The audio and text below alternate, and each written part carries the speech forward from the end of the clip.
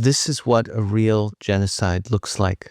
The intent is in evidence. The machinery is there. The massive scale, the cheapening of the word genocide, particularly over the past year and a half or so, has made it a word with very little meaning. And yet the meaning of the term needs to be restored. We always were blamed by fellow Palestinians who are telling us, you are attacking a regime that is supporting resistance against Israel. And Israel is the main evil, is the bête noire here. And now, ironically, after they saw what happened in Sednaya, many of them, they called and apologized and said, you were right.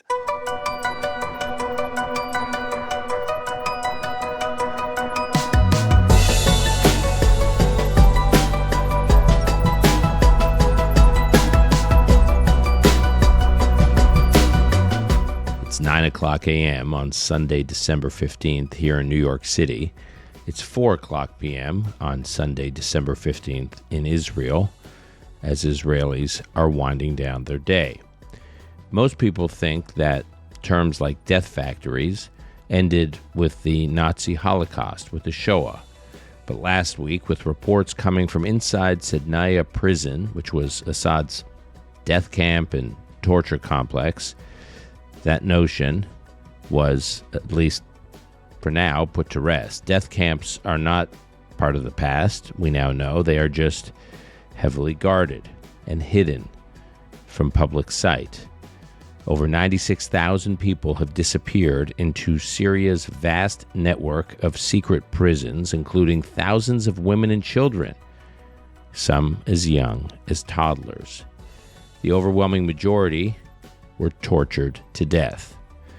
An NGO called the Center for Peace Communications, we'll refer to it in this podcast as the CPC. This NGO works through media, schools, and spiritual centers to work on resolving identity-based conflicts in the Middle East and North Africa. The CPC gained unprecedented access to Sednaya, capturing exclusive footage from inside its underground dungeons and recording testimonies of its survivors, those lucky enough to emerge alive from what many have called a human slaughterhouse. CPC's early reporting from Sednaya has eerie echoes of what U.S. forces discovered in the forests of Europe following World War II, at the end of World War II. With us today is the president of the Center for Peace Communications, Joseph Braude, and Ahed al-Hendi, a former political prisoner in Syria who was arrested for establishing a secular anti-regime student organization in Syria. Joseph, Ahed, welcome to the podcast. Thanks for being here. Thank you, Dan. Thank you.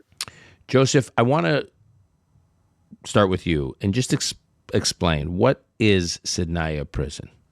Sednaya prison is the crown jewel of a massive prison and execution system by the Assad regime that took in 1.3 million people since the revolution, 10% of whom died there.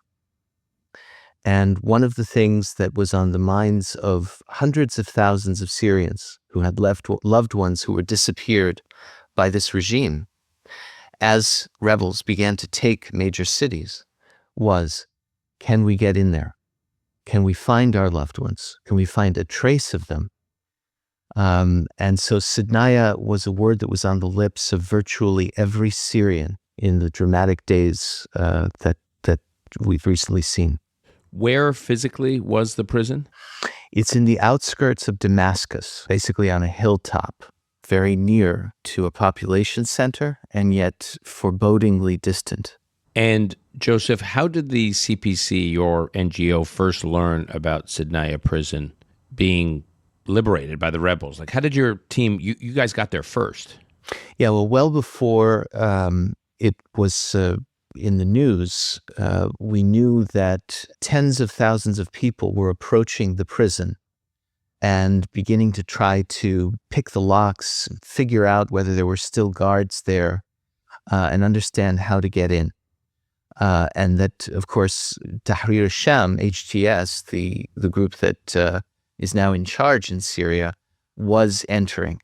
So we have a team of researchers and reporters on the ground in Aleppo, Idlib, Hasaka, and now Damascus, and we organized to move them as close as possible to the prison and do everything that they had to do to gain access to the inside. Ahed, you were working with CPC workers on the ground in Syria who were among the first to arrive at Sednaya. They immediately reported back to you.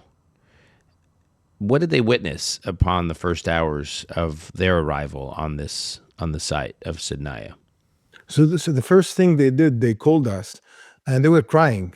What they saw is scene of horrors. They saw torture machines, they saw blood, they saw bones, and moreover, they were hearing the screams coming from below them, from prisoners who were locked underground, and nobody knew the passage to these prisons. Our team even helped the volunteers who approached the prison and were trying to unlock these doors and get the prisoners out.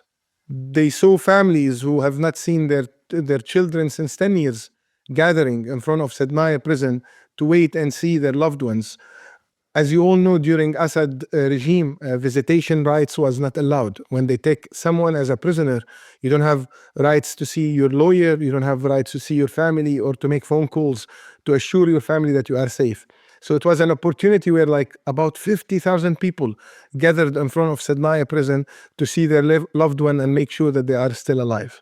So the family members knew they had loved ones at Sednaya, but was it commonly known, Ahed, that what Sednaya was? Like, do you know what I mean? Was it a well-known place for everyday Syrians? Whether or not they had loved ones there or not, did they know, oh, that is a death factory? The majority of Syrians, they knew about the prison. It was standing as a bully in front of all Syrians that nobody dared even to look at it. I remember traveling at that region when we were looking at the prison. My father, my mother would tell us, like, don't look at the prison, don't look at it. It was like a curse. But you could get near it? People could get near it? Not really near it. You can see it from far away. It has a very unique shape. It's like the Mercedes car-like shape, the wings of the prison. So it has a very unique shape. You can see it from far away. But for us, it was like a curse, like a haunted place. If you talk about it, you will end up being there. Because if anybody report a citizen discussing and talking about Sednaya prison, they will end up in Sednaya prison or in another prison. My personal experience, the reason why I was jailed in Syria is for advocating for my friends who ended up in Sednaya prison. And then I ended up, but in another prison. I was lucky enough not to be in Sednaya prison. So all Syrians knew about it, but a lot of them, they did not want to really think and know about it much. Because if you know what's going on there, you will feel that you are responsible to do something. If you want to do something, you'll end up in the prison. So Syrians were shocked later. I mean, although they knew something was happening there, but they were shocked seeing kids in the prison, seeing people who lost their mind, people who were tortured in a very brutal way. The most scaring part, when they saw the dead bodies, they were able to see torture signs on the dead body. So it's an open secret, Sednaya prison, that everybody knew about, but they did not dare to speak about. Ahed, as your workers were discovering this horrible place in the following hours after they arrived, as they got deeper and deeper into the complex, can you just take us through what they were discovering as they were discovering it? The first thing that caught our team in Sednaya prison was the smell. They told me we were able to smell the death, meaning that there were like fresh blood on the floor. They saw bones, human bones on the floor, packed all in a bag that Assad regime was trying to take out and bury it in mass graves, but could not have the chance because the regime fell before that. They saw the death chamber, like a machine that they burn dead body inside it. Assad regime, because due to the amount of people that lost their life inside the prison, they could not find enough places to put them in and bury them. they started to burn the dead body, including the torture machines, which is really horrible. They used to cut fingers of prisoners. They used to use carpentry machine. This is something that was really shocking to all the people, to the families. You gotta see the mothers crying next to these machines, the carpentry machine that used to sew wood and iron. They used to do it on prisoners. It was like something coming out of from like horror movie. People could not believe this is really happening at this time in 2024, and in a place that is, as I said, it was a prison that everybody can see from outside. It was like a bullying everyone, sitting on a top hill, and everybody know that something crazy is happening inside, but nobody dared to look or talk about that. And question for you, Joseph. My understanding is that there were so many Syrians who followed in those who first discovered Sednaya, who were spending hours and days there looking for their loved ones. So it wasn't like the prison is liberated and everyone who's alive comes out. There was this belief that the prison could be quote unquote liberated, but there were prisoners alive who they can't find because they are levels and levels down, hidden, as Ahed said, behind completely sealed doors that are impossible to penetrate under normal circumstances, and you can't hear them screaming. So they're literally living prisoners lost in these dungeons that the various authorities, new authorities, and other NGOs and journalists can't find. Well, our team had to not only gain access to the prison, but also to make their way through some 50,000 people who were swarming the prison, trying to get in to find their loved ones. This is not a prison in which you're going to find order, files, etc. so easily. And no one, I mean, it took a special kind of expertise to even find where to look. It's like the New York subway system. No one really knows the full map of it. And so it is, in fact, for some, an ongoing search. Even though most of the searching is now done, no one can be absolutely sure that they have found everyone there is to find. I strenuously resist making comparisons to images from the Shoah. I'm particularly sensitive to this as a son of a Holocaust survivor and as a grandson of someone who was killed in the crematoria at Auschwitz.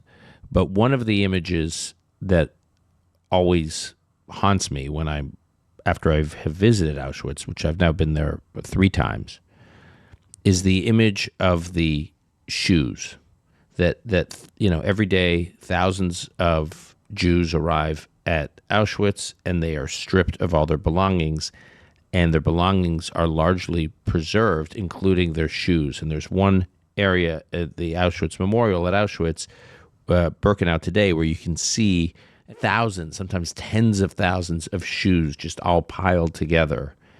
And you're just reminded of that as evidence of every one of those pairs of shoes was a life. And I saw some images floating from Sednaya of shoes. Shoes and vast piles of clothing. Every piece of clothing in those piles was the clothing of someone who had been killed there. And bones, bags, as Ahed has mentioned, bags and bags of bones. And the machinery that was used to dispose of these things and turn them into dust, of course, and not only crematorium, but also a type of vast steel press that had hundreds of tons of weight that were designed to turn bodies into liquid. And that is what you found there. You told me, not during the recording of this podcast, but you mentioned just putting the numbers in context. Can you just explain the totality of the numbers we know, at least so far, of the whole prison system there? Sure. Of the whole prison system, in the period that begins with the Syrian revolution. In other words, I'm not going way back because then the numbers would get even bigger. So you're going back to when? Let's say 2011. So the beginning of the Syrian civil war. So you're not going to the beginning of the Ba'athist regime. No, then the numbers would get a lot bigger. Right. So you're going back. So you're literally going back 13 years. In 13 years, 1.3 million people went through that prison system, and 10% of them died there. Let me also say that when I say that 10% of the prisoners were killed there, that is a conservative estimate. There's a strong case that it could have been larger. It could have been as high as 20%. But you're on very solid ground when you say that at least 10% of the 1.3 million prisoners died in prison. I want to play a few clips of testimonies of Syrians. And Ahed, maybe how about you translate what these people are saying as we're watching them? Sometimes this regime used crematoriums. Other times they used presses, like how iron is compressed and melted with extreme compression so that flesh no longer remains in any form. Imagine that. They had method of torture that if we described each one individually, believe me, even Satan hasn't heard of them. The largest number of prisoners were men, of course, but there is also a significant number of children and women. We are talking about 8,500 women and about 3,700 children. Over here, we can see diapers for young children. Assad was sending a message of terror to Syrian society that he'll go even after your children, even your women. He will not spare anyone. Here, the liberator of the prison, they are trying to figure out one of the prisoners' name to send him back to his family. What's your name? What's your name? Where are you from? But the prisoner is not responding. He seems to have forgotten his name. Every one of those testimonies is gut-wrenching, and we're just providing a small sampling here. The one, Ahed, that really got me is this idea of people forgetting their names. Taking away someone's name is one of the most insidious and sadly effective tools of dehumanization. If they had been in the prison for so long that they had been so damaged mentally and emotionally through this torture that they had stopped using their name to the point that they forgot their name? Dan, I can really relate to what happened to these people. I myself was jailed, not as much as these people. I've not endured what they have endured. But when I was in the prison, I was not allowed to use my real name. My name was 232, and that for a month. These people were not allowed to use their name. They were not allowed to talk, even to their cellmates. So imagine a person putting him in 10 years in a prison with a everyday torture. Usually, regressive regime, they would torture people to extract information. In Assad prison, they torture people just for vengeance, to take revenge from prisoners, to bully them. Our reporters told us that inside the prison, they saw live streaming cameras with high definition cameras.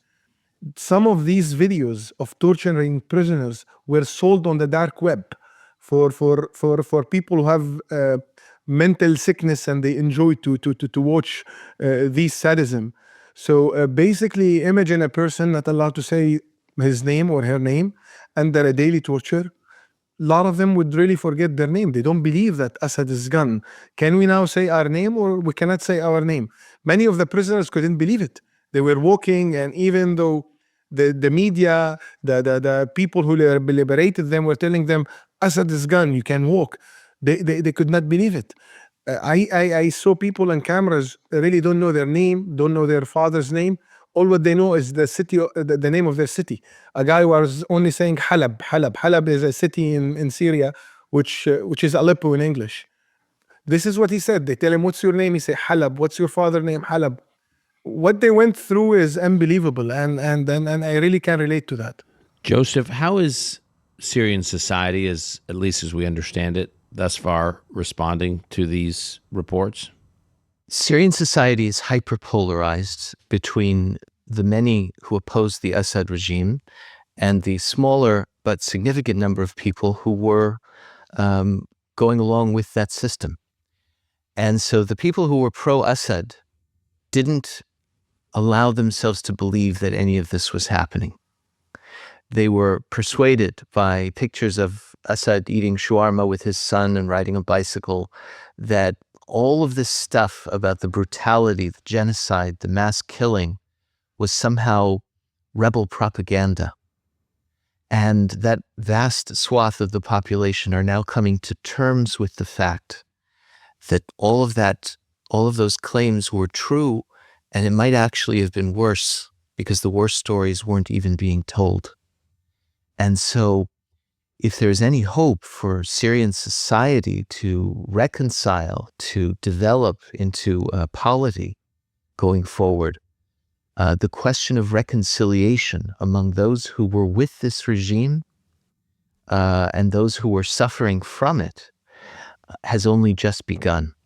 I would argue it hasn't begun. I mean, my experience, having observed some of this and worked on some of these issues in Iraq after the fall of Saddam's regime, it's not so easy to create the conditions for that. So, as you know, Dan, there was one experiment at a partial effort at truth and reconciliation in 1999-2000 in Morocco after the passing of Hassan II, the so-called years of lead. That's what they called the brutality of the regime then, where there was some acknowledgement of the suffering of families in the prisons of that monarchy and compensation. It didn't go so far as the kind of airing of grievance and acknowledgement of fault that we saw in the original Truth and Reconciliation Commission. And that takes leadership and it takes a willingness to move past vengeance in order to develop a society. And that's going to take a lot of courage if anything like that is going to happen in Syria. Right. And we don't even know who is going to lead Syria going forward. We can't even imagine what the future government of Syria is going to look like. So understanding that will at least partially inform whether or not there can be some version of a truth and reconciliation process, some version of, the Nuremberg trials. I mean, you start to one hopes for all of these stages, but again, a lot of it is predicated on who's in charge. Joseph, you said something to me offline about the term genocide and how the term genocide has been loosely thrown around, especially in the last year, to try to attribute a term to how Israel was responding defensively to the war that was launched on Israelis by Hamas. How do you think about that term in the context of what we're learning in Syria?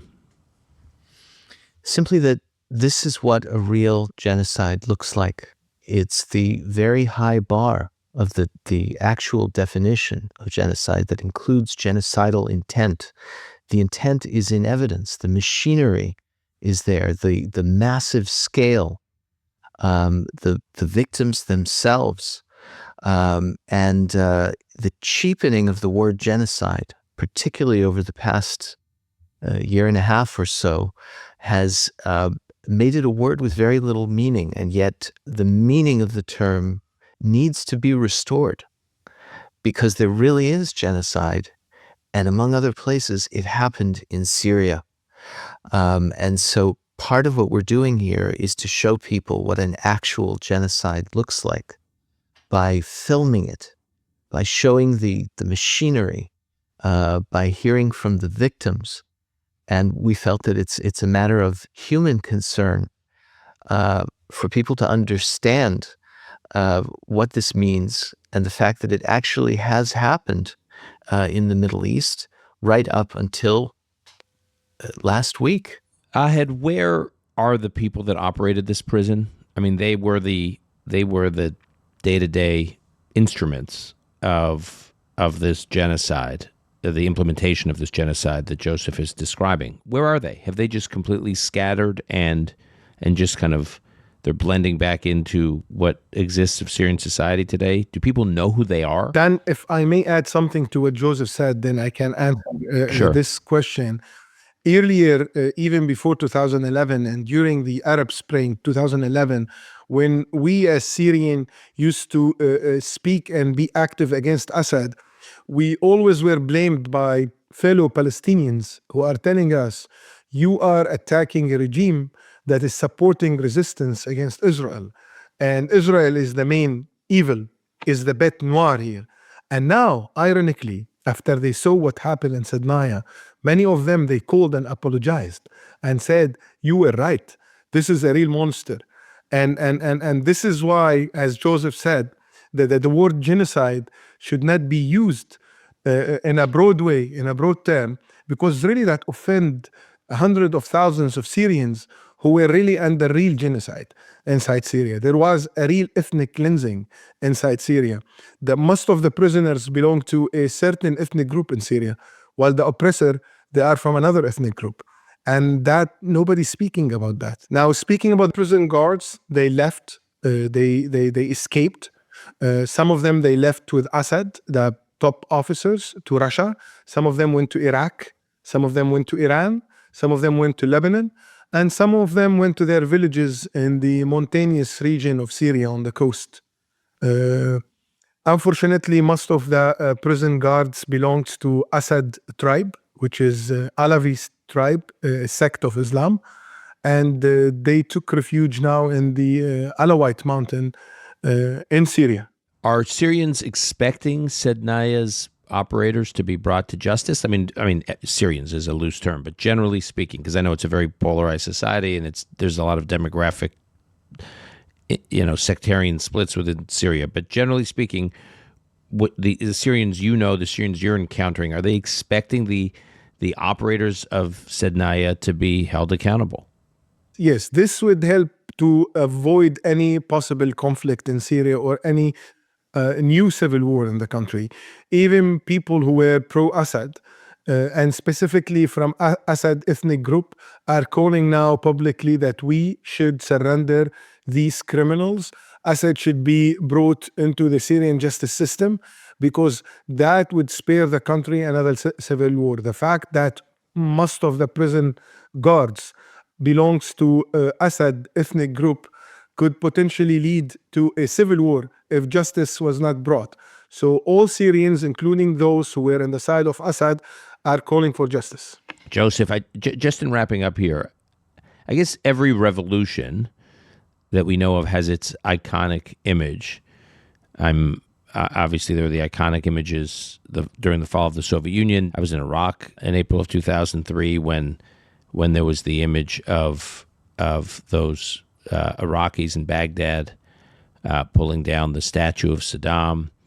There's always this enduring iconic image. Will Sednaya be that image? Sednaya should be that image for the sake of Syrians to begin with, because it's about telling the truth about what happened, revealing the truth about what this regime did to its own population. Because the first step toward reconciliation is truth, is acknowledging, recognizing, and remembering a horrific injustice as a first step in having a dialogue that will enable people to blaze a path forward. A lot of Syrians today, Dan, are talking about turning Sednaya into a museum, a permanent memorial. And that idea comes from a good place. They're instinctually grasping that the memory of this place is an opportunity to begin to have a civil conversation about what a viable future for this country looks like. Okay, we will leave it there. There's so much more here to discuss, and I'm sure we'll have both of you back to unpack what we're learning, because I'm sure, I hate to say it, but as horrible as Sednaya is, it feels to me like we're just scratching the surface of what we'll be learning about Syria. So Joseph, Braude, Ahed, Hendi, thank you both really for being here and having this difficult but important conversation with us. Thank you, Dan. Thank you, Darren.